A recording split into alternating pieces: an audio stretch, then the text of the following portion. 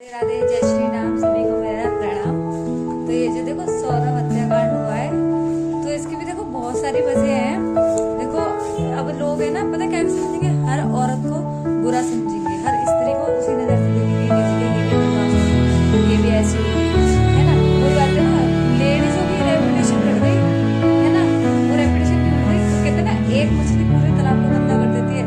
वही बात एक मछली ने सारे तालाब को गंदा कर दिया। ठीक है, वो कहते हैं ना, हर औरत सीता नहीं होती और हर औरत सुपर्णा नहीं होती। ठीक है, यहाँ सीता भी है इस धरती पर, बहुत अच्छी है, जो अपने पतियों की सेवा करती है, हर काम करती है, घर को संभालती है, अच्छे से बच्चों को संभालती है। और कुछ औरतें होती हैं जो ये सब कुछ बर्बाद करने में लगी रहती है, वो अपना ही नहीं देखती, सबको बर्बाद करने में मस्त रहती है।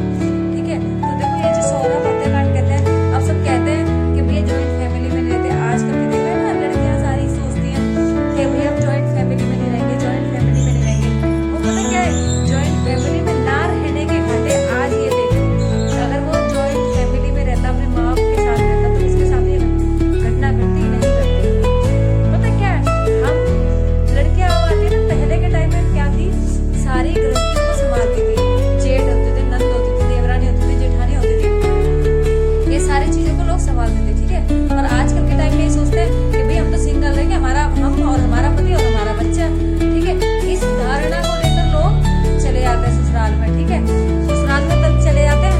अब ये देखो ना, वो क्या करते हैं, ससुराल में जाने के बाद उन्हें ना ये सास ससुर दिखते ना, तो लड़ाई झगड़े करते हैं, कहते सास मारते। अरे भैया, सास होती ही ऐसी है भाई, वो माँ बाप होते हैं, वो नहीं, वो धीरे धीरे समझेंगे, एक दूसरे को समझ नहीं देंगे। ठीक है, सबको टाइम देता, सबको टाइम देना होता है ना। वो कौन सी कंपनी, कोई कम नहीं रहता। और फैमिली में, जॉइंट फैमिली में है, अगर आदमी रहता है ना, तो बहुत सुरक्षित रहता है, बहुत ज्यादा सुरक्षित रहता है। कहते हैं ना, माँ देख लेगी, बाप देख लेगा, भाई देख लेगा, बहन देख लेगी।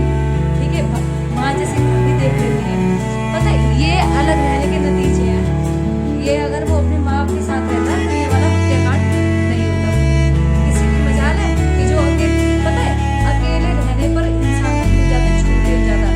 ये सोचता है कि हमसे ज्यादा कोई पावरफुल है नहीं, हम जैसे चाहे जिए, वैसे जैसे चाहे रहें। ठीक है, वो इस तरीके की सोच रखते हैं। और पता है क्या, एक अट्रैक्शन, मैंने बताई थी, अट्रैक्शन आपकी चीज होती है, किसी से हमें लगा हुआ, चलो 10 साल हो गए, 20 साल हो गया, वो लगाव को लेकर इंसान प्यार समझकर अपनी सारी गृहस्थी को नाश कर देता है।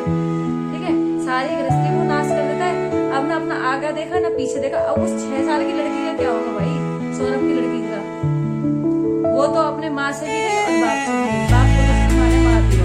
ठीक है, अब उस लड़की की क्या कसूर है?